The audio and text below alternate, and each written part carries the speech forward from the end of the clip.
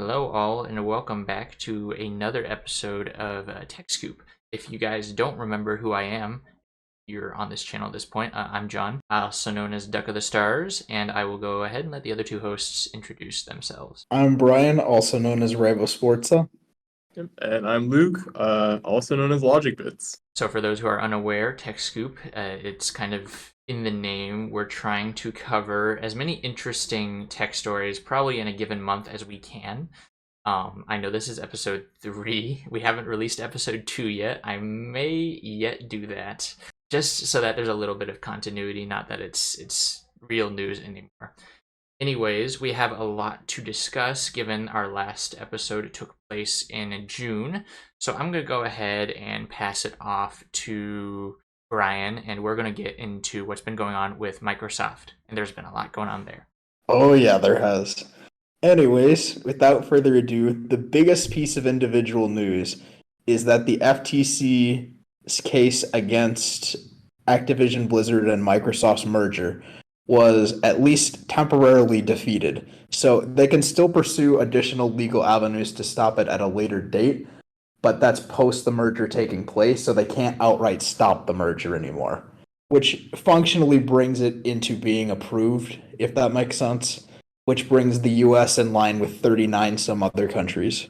So I haven't actually been looking into this for a while because it's been going on for so long. Do you know, has the EU approved it yet? And yes, the European Union did approve it. That's actually kind of a shock given the strides they've taken against it. So I guess we'll be seeing. I don't think anyone else really has the power to stop them at this point. So yeah, that's exciting news for Microsoft. Not so much for everyone else. There's still one major holdout in the UK because the CMA already announced their opposal to the merger a while back. And Microsoft did say that they were going to appeal to the CAT, which is like the board above the CMA. However, to my knowledge, that review process has not completed yet. It's probably going to take a while. Undoubtedly. So, exciting news for if you're in favor of the merger, or quite bad news if you're against it. But in some other Xbox news that is a little bit less on the happy side, Microsoft has announced that Game Pass prices will be going up in the Ultimate tier and the Console tier. The Console tier goes up by $1 to $10.99 a month, and the Ultimate tier goes up to $16.99 a month, I believe. Correct me if I'm wrong. Furthermore, Xbox Live Gold is also being phased out and replaced with a new Game Pass Core tier, which is sort of the same thing as Xbox Live. It's still either $60 a year or $10 a month. You get online multiplayer, but there's no free games with gold anymore, which personally I think is a bad thing. I think we'll all agree here as 7th generation gamers. I loved my free games when I had my 360, and I guess to an extent the One. I don't particularly see this as a good thing. Seems, I mean, of course, Xbox has been pushing forward further and further for more power to Game Pass, and that is their big kicker at this point. So to see them really take a decisive step against games with gold, which was kind of the one holdout. If you didn't want to get Game Pass, that was still your option. I personally think that they're raking in enough money that they should have free online service. But I don't think we're getting that argument any further. So to hear that games with gold, I mean, we knew it was all going to shut down when they stopped giving out the 360 games, and when they announced that they weren't putting any more big releases, it was kind of dead in the ground at that point. So, doing anything with games with gold at this point, or with live gold, there wasn't much of a point to it. You're basically just getting online services and a couple mid games. So to those who get the Microsoft core games, I guess this can be seen as good news. I'm not gonna rain on anyone's parade. If you're excited for these new core games, then go for it. But it does make me worry about Microsoft's, I guess, hold on Game Pass going forward, as streaming services are taking over the gaming industry. No doubt, no doubt. Especially with Sony pushing forward PS Plus as well and multiple other competitors too. Unfortunately, this is probably not the last of price increases or anything else negative. Because, well, infinite growth is what the companies ultimately would desire.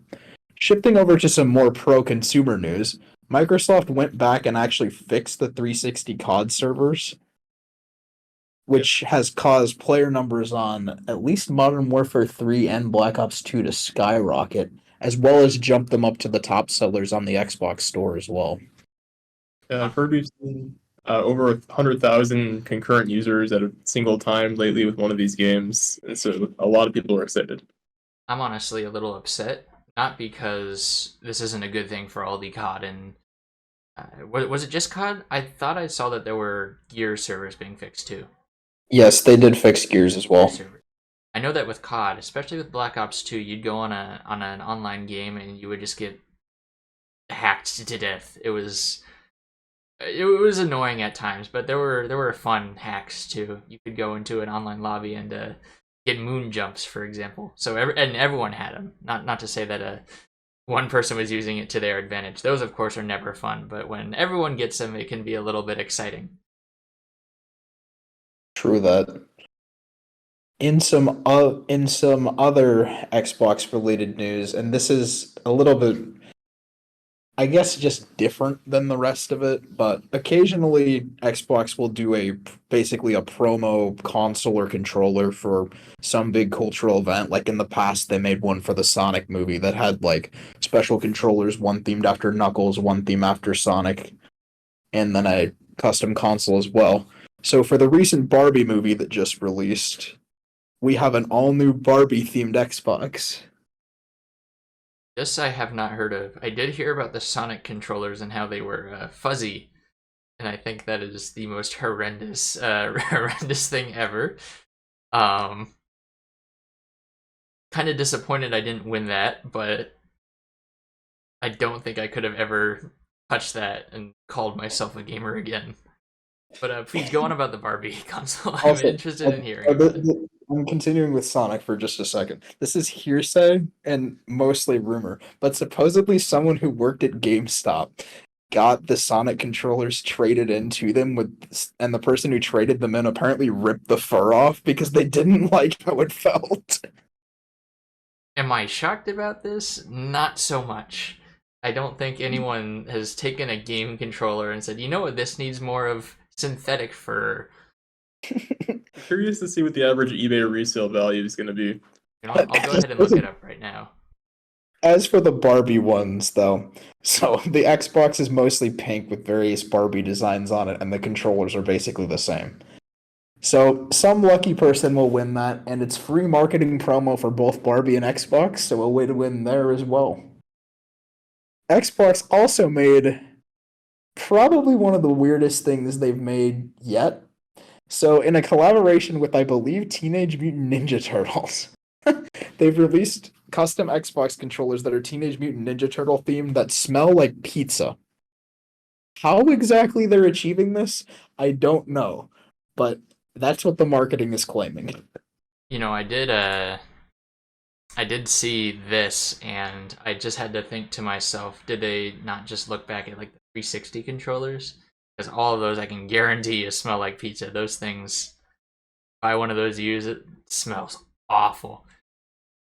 You definitely have a point there. I think we can all provide a testament to that, considering we all played on the 360. I think the pizza controllers are going to hold up pretty well in the used market. You won't notice.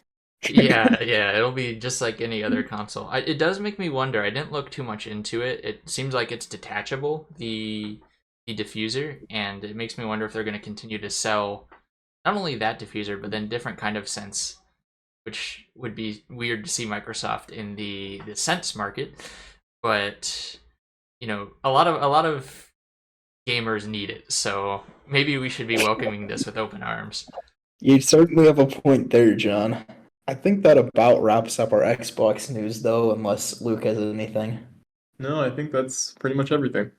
All right, I will transition us over to PlayStation with John then. Yeah, I'll go ahead and take over. Not a lot has happened with PlayStation these last couple of weeks. We did get a new trailer for Spider-Man 2, which is, of course, the big game for PS5. And I actually haven't seen it, but I believe you guys have, so maybe you could fill me in as to what it entails. I believe it was a story trailer, if I'm not mistaken. True, it was. It shows Miles Morales seeing Martin Lee, one of the previous bad guys in one of the previous Spider-Man games. And I think it said that it takes place roughly 3 months after Miles Morales. Don't quote me on that though, I'm not sure the exact time frame. Either way though, the graphics looked pretty good. I know that the map of New York is also bigger than it was previously. And in general, it looks to be more of Spider-Man. So if you enjoyed the first game or Miles Morales, I'm sure you'll love this one. Correct me if I'm wrong, but was Miles Morales also PS5 optimized? Yes, it was. Okay. However, this is the first Spider-Man game that is specifically only for PS5, because Miles Morales was also on PlayStation 4.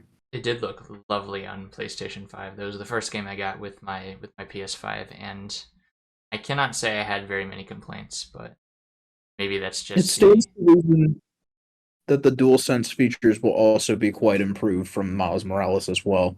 However, we don't have any direct source on that. I'm interested to see what they're doing with the DualSense then. It reminds me as to Nintendo talking about their, what was it, HD Rumble. How they keep talking about this game features it. Really just feels like controllers rumbling. I don't know what much you're talking about there. Unless you're playing Everybody 1-2 Switch. And that's a game that will get no attention on this podcast because it does not deserve it. And Yep. So I guess going along with PlayStation, one of the big concerns has been the Activision-Blizzard acquisition by Microsoft. And of course, Sony fans are not happy about that because it will inevitably take away a lot of franchises that have remained on the PlayStation for years. Some of the big ones, of course, include Call of Duty, which is, I guess it was the main point of concern between Microsoft and Sony. And I believe it was on the 16th, they signed a deal to keep Call of Duty on PlayStation until 2027. And this is kind of a hit to all the Sony fans because the initial deal that Microsoft had given included all of Activision Blizzard's games, whereas this one only includes Call of Duty. And I guess that goes to show what Sony's shitty business deals with Microsoft end up doing. I feel like they've reached that point that all game companies have in the past, where they feel like they're the king of consoles. If you remember, Nintendo did quite the same thing in the 90s, and it did not fare well for them. True. And going off of that a little bit, so this all to some extent goes back to the Bethesda acquisition as well, because Jim Ryan, the CEO of PlayStation, apparently wanted to negotiate a deal that would also include Bethesda games as well, which is a bit ironic because Sony trying to make Starfield a timed PS5 exclusive is partially what started this acquisition war in the first place. So, not to try to take one side or the other here, but to some extent, Sony is finally getting a taste of their own medicine. It does make me wonder what the future is going to hold. I know that Microsoft admitted during the acquisition that they had lost the console wars. This is one of the ways that they had convinced the United States government to allow the acquisition. They've otherwise said that Microsoft is trying to act a monopoly in the console wars, whereas Microsoft is now saying that they have lost it entirely. So I guess that being said, it's going to be tough going forward. I'm not entirely sure how to feel about all these acquisitions. I think most people should be cautious about them. It may bring more exclusives from one console to the other, but at what cost? Not everyone can afford a PlayStation 5 and an Xbox Series X and a Nintendo Switch to play every single title, and not every game is going to be featured on PC either. It seems that a lot of Microsoft's will, but Sony and Nintendo have always been reluctant, although Sony is branching out a little bit to bring these devices or bring these software to PC. I guess the only other news we have related to Sony is related to the Sony Q. If you guys remember, we talked about that a little while back. That's their handheld. That is it releasing this fall? I cannot remember to save my life. That is a very good question. I don't think it. I'm gonna have to double check. Give me a sec. We don't have a specific date at the moment, but there's been a lot of rumors surrounding this device. What we Yes. do know is that it will be a streaming device capable of streaming PS5 and 4 games. However, unfortunately, it's not a Vita 2 or sequel to the PSP that Mini were hoping it would be. Not the I Switch. think we also know that it runs Android, apparently. Yeah, so recently came out that showed essentially the Android backend of the system, and it's pretty clear that it's still in the earlier stages of sort of finalized product testing.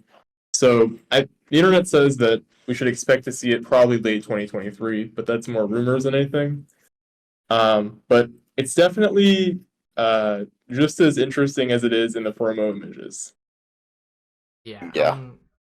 I'm still not sure how to feel on it. It seems like it could be an interesting device, but you do obviously have to be connected to Wi-Fi in order to stream your games. And so it does feel, I guess, hurt by that in terms of its value. I don't think if Sony comes out and says this will be a $400 device that it will sell very well, simply because nobody is going to have access to Wi-Fi all the time. And if you're playing games on the go, chances are you probably don't have Wi-Fi. And that's one definitive advantage of the Nintendo Switch in that regard, and too. this is a perfect segue into Nintendo news, of which we have a little bit more than Sony, I would say. For those of you who've been keeping track of Nintendo, they just released Pikmin 4. I believe this was last week, actually. And it seems to be doing decently well. I haven't heard too much about it, haven't picked it up either. I've been a Nintendo fan my whole life, never played through much of the Pikmin games, but to those who have played it, I've heard that it's just more Pikmin, and I guess that's really all you can ask for is more Pikmin. I did notice that the Nintendo Switch, in this case, will be the first console to have every single Pikmin game on it, so if you are a Pikmin fan, maybe consider a Switch Lite, or, a regular Switch, a Switch OLED. Any of them will do. It's not like there's much of a graphical upgrade between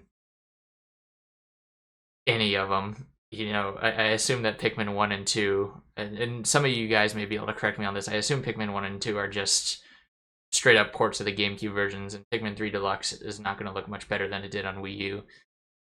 I guess in regards to other games, Tears of the Kingdom, we've talked about it a lot on this podcast. This will probably be the last time it gets mentioned unless it happens to show up at the Game Awards, in which I am betting money now that it will. However, it has become the second best-selling game of 2023, only being beaten out by Hogwarts Legacy, which came out in February. And I guess in terms of Nintendo games, the only other game I got to hear about was actually just today. Someone leaked that Super Mario Wonder, the new 2D Mario game that everyone's been speculating over, is apparently very hard. Apparently the testers are going crazy with or I guess are being destroyed by the game, which I'm happy to see, actually. I feel like the new Super Mario Bros. Games didn't really have much of a difficulty curve. You could beat the main game without having to acquire much skill. I'd say the World 9 levels were difficult at times, but if we're getting harder levels before you even finish the main story, then I'm all for that. I think a lot of other people will be too. It definitely breaks the mold from Mario platformers, at least in the modern era, traditionally being rather easy. Yeah, and this is just speculation on my end, but I almost wonder if maybe the more abstract concepts in Mario Wonder are sort of a trouble with the actual development of the game and making it like as easy and accessible as they want it to be. So we're probably going to see that toned down more before release. That's honestly a good point. I was playing, I think, Yoshi's Island a little bit earlier this week, and I notice that I'm not very good at it. It's because the mechanics are so different from a traditional platformer that introducing all of these new mechanics, especially in Super Mario Wonder, where it seems like there are a wide range of new mechanics being introduced, that people might be having trouble with it, which, if that is the case, that does worry me then a little bit. Is it going to be user friendly, or are we going to see a lot of people put their controllers away and move on to a different game just because it's too weird? I guess the last bit of Nintendo news we have isn't related to the Switch so much as the Game Boy Advance. Not something I would have expected to say in two of these podcasts. We've already mentioned Super Monkey Ball on it a couple times ago. But here it is again, the Game Boy Advance. I'm going to pass it over to one of you guys because I don't know much about this, but it sounds quite exciting from what I've heard. It is pretty exciting, and I don't think we have much information on exactly sort of the specifics of everything, but essentially, Shantae Advance was a game that started development in 2002, and so that was quite some time ago. Clearly, the game never came out and was supplanted by the DSiWare release, which is the next entry in the series. But chronologically, the story for Shantae Advance was fully fleshed out and still works when you consider sort of the series as a whole. So Limited Run Games has partnered with WayForward. Yeah, with WayForward, and they are trying to use the original development tools that they would have used in 2002 to actually bring this game to fruition. And so obviously it's going to be a very limited batch of actual physical copies, but it should be quite interesting development. They also said that if there is sufficient interest, they may consider porting it to either the Switch or other platforms as well. But as of now, it is Game Boy Advance only. I'm looking into it just here. It is Game Boy Advance, though. It is original hardware. That's awesome. I will definitely be looking into that because my Game Boy Advance collection leaves much to be desired. But with that, I think that about wraps up Nintendo for now. The only other thing I might mention is there's some speculation that Mario Wonder may be one of the last major Switch releases. Obviously, we don't have anything to go by, but I think all three of us would agree that we all want some new hardware out of Nintendo. So hopefully we'll see something in 2024. I do think there are very few people who are not looking forward to what Nintendo has in store next. But I think that is all for Nintendo. You don't get much news on them, and I assume we won't hear any big announcements until Nintendo Live, of which I did actually get a ticket, so maybe I will be able to report on that from a personal perspective. I guess we'll see. From here, I will pass the mic to Luke here as he talks about what's been going on in the PC world. So, not a whole lot of major large releases or anything in the PC world, but there's some smaller things that have been going on that are of interest. The first thing is that Blizzard has announced they're trying to transition at least some of their games over to Steam. Originally, all their games have been releasing on Battle.net for a while, which is their own custom launcher that they've been trying to get people to use. Steam is usually the home of most PC games, and so PC players are never really excited when they have to install another launcher for their games. As evidenced by anything involving the Epic Games launcher. Mm-hmm. Yes, it is a very common joke that the Epic Games launcher is only used for free games. And honestly, there's some truth to that statement. Yeah. So currently they're starting with Overwatch 2, and it seems like they're slowly branching out to more games, but there is no really timeline for how long this transition might take. And with the whole Microsoft acquisition, that sort of throws another factor into it. So it'll be a while before we actually see most of their catalog moved over. I'll actually slightly disagree with you there. I think the Microsoft acquisition will speed up the switch over to Steam, if anything, because think about it like this. Bethesda had their own launcher before Microsoft acquired them. Once Microsoft acquired them, all of Bethesda's games were moved back to Steam. I think Microsoft will transition everything to be Steam and Xbox fairly quickly. That is true. Yes. Oh, And that just reminded me, sorry to interject, but Microsoft is apparently working on a new feature for both Xbox and PC via the Xbox app that will officially let you bind keyboard keys to controller inputs, which could hypothetically let us see, a better implementation than using jank third-party tools like we do now. That's interesting. Obviously, Valve has an implementation that works fairly well as well, but this will be great for non-Steam games. So this applies to PC. Can't reverse it now, can we? Apply keyboard to Xbox. That would be interesting to see, and that would open a whole new realm of games to actually run well on Xbox. Talking strategy games. I would love to actually start playing Crusader Kings 3 again, but I just cannot bring myself to use the Xbox controller for it. I can't say I blame you considering it's a strategy game, but handing it back over to Luke. Yeah, so our next piece of PC news involves Dolphin Emulator, which was recently in some sort of legal gray area between Nintendo and Steam. Supposedly, Dolphin Emulator's developer team tried to get the emulator released on Steam, which we have seen precedent for in terms of RetroArch, which is another sort of multi-core emulator that got an official Steam release. With Dolphin Emulator, though, Steam was very hesitant about accepting it into the platform because of the legal implications that are involved in emulating older titles like Wii games and GameCube games. So supposedly, and this is more hearsay, Steam reached out to Nintendo beforehand and determined that Nintendo was not interested in allowing this to happen, quite obviously. They're extremely litigious, and even though there was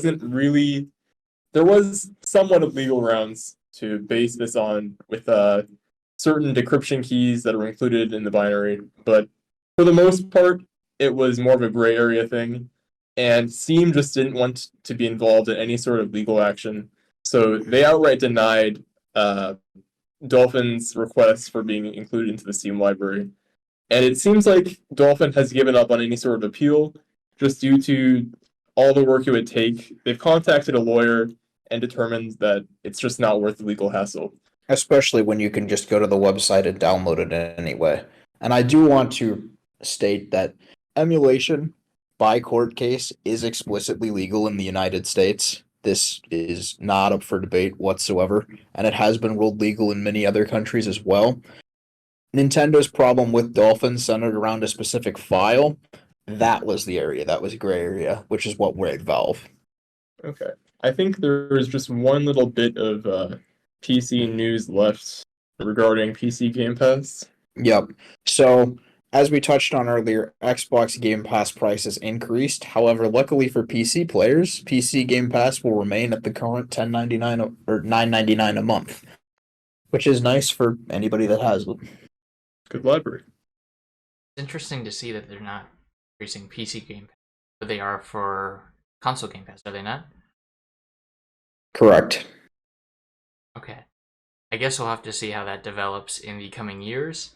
That does seem to me like a little bit of a favoritism, or at the very least, an emphasis on getting people to join in one area over the other, even if it may just be $1. And Perhaps. I guess My interpretation, I was just going to suggest that perhaps they're looking at the areas where they might see more pushback, like especially with Xbox Live's Gold transition to Game Pass Core. There was a lot of pushback regarding a possible increase in Xbox Live Gold's price a little while ago, and the pushback was massive for this. And so I suspect that they believe that an increase in PC Game Pass's price might lead to a similar thing happening. Especially considering, the few times any company's tried to monetize the online space for PC. Mm-hmm. But I never think that imagined. about wraps up PC, unless you found anything else. Nope. Anything, John? Can't say much about PC. Never can. I'm not that well versed in PC gaming. As you all know, if you paid any attention to John's channel. Well, Speaking of which, if there is going to be a new video fairly soonish, so stay tuned. there are actually going to be 3 videos soonish. I am currently wrapping up editing for the first one. In fact, by the time that this stream or that this podcast comes out, it may already be live. And from there, we will have 2 more in the works, hopefully to finish before the end of August. That's a little ambitious, but I no longer have any kind of educational requirements as of next week, so I will be able to devote all of my time to getting these 2 major videos. Which will definitely help. But I'll transition us over to our last category, which is just some other general tech news.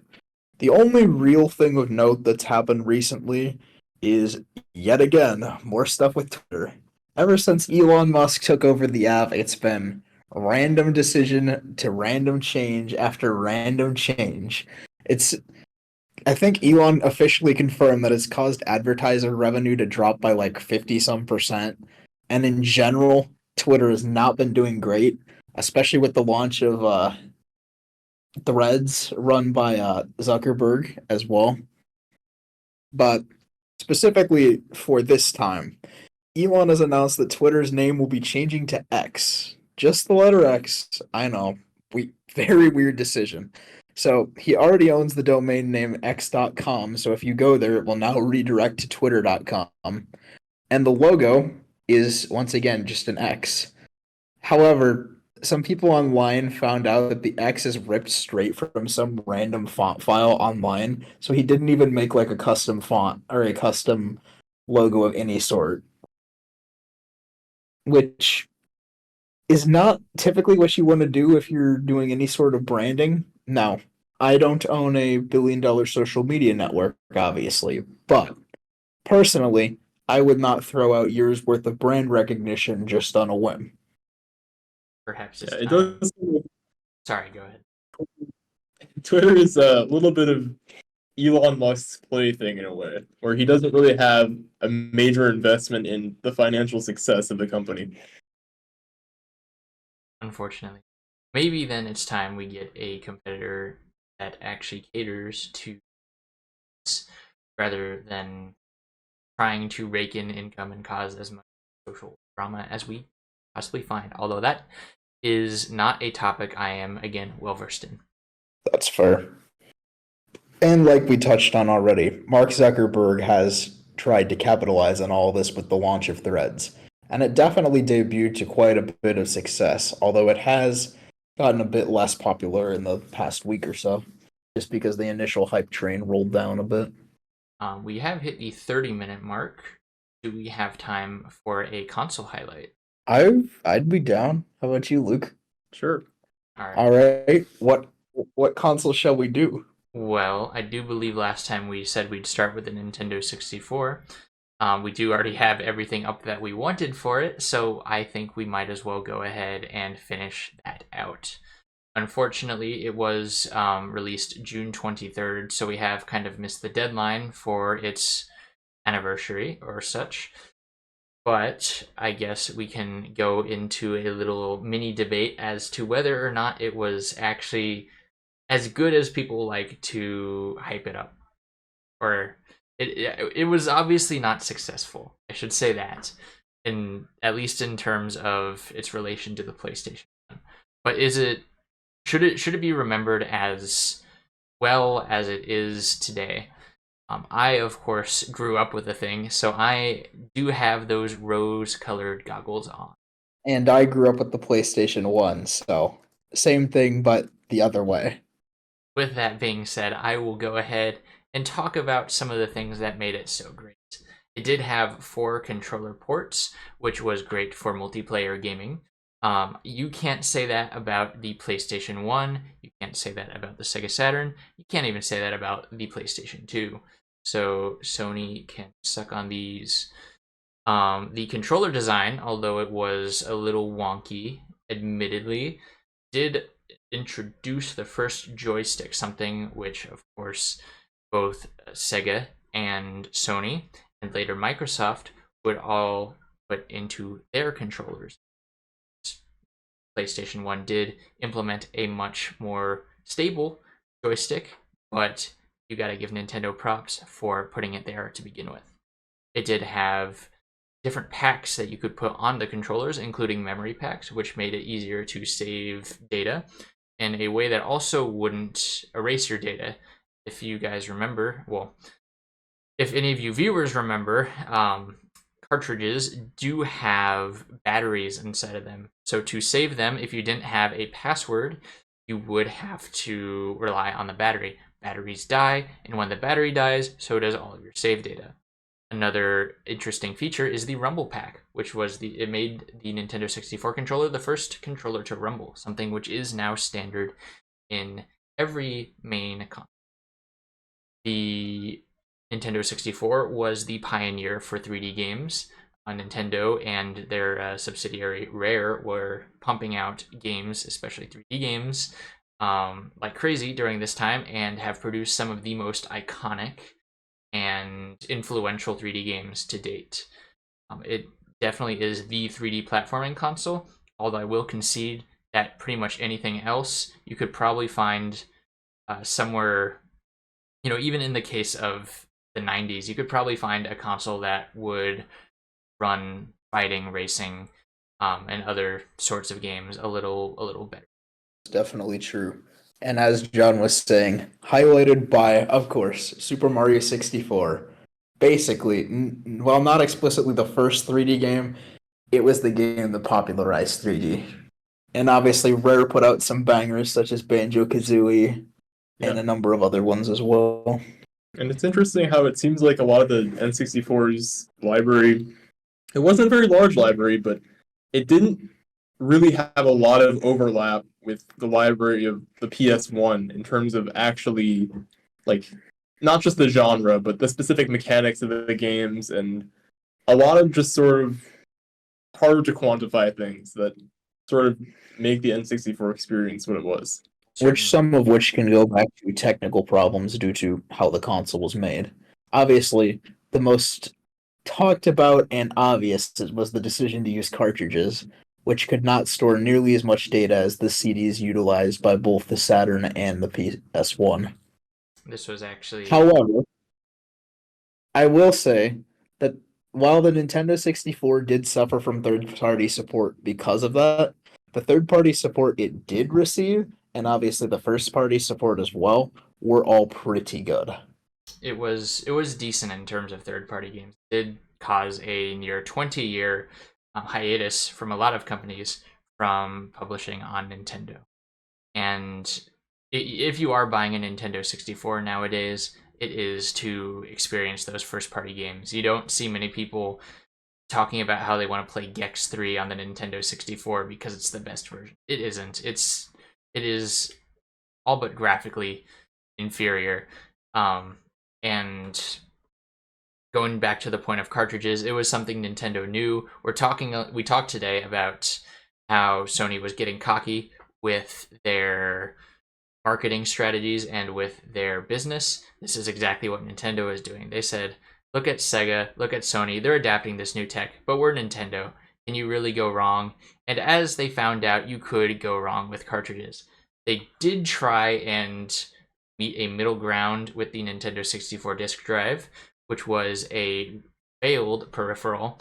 It shockingly, to some of you American viewers, you probably remember it. It was everywhere in magazines and such. It did actually release in Japan, sold probably the worst amount of stock of any, I guess if you take into account Sega, Sony, Microsoft, Nintendo, it is probably the worst selling peripheral of all time, and is exceedingly rare to find today. However, it is an interesting idea, but again, ideas can be great. If you don't work on them, though, they're not going to do any good for you, and it did not do any good for Nintendo.